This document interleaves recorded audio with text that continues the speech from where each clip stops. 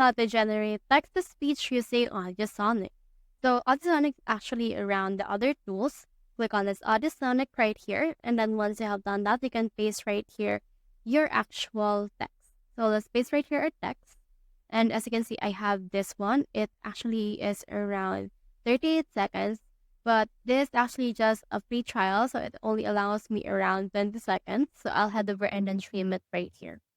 Now this will be around like this. So I'll head over and then trim it as well.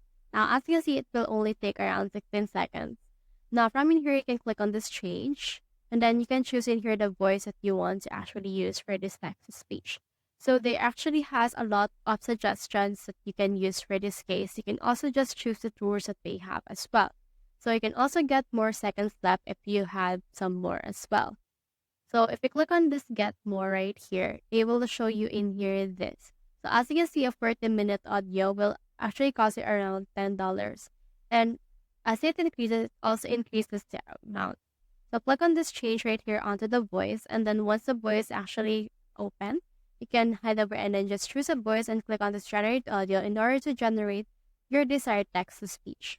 So that's how you generate text to speech using AudioSonic. Hope we helped.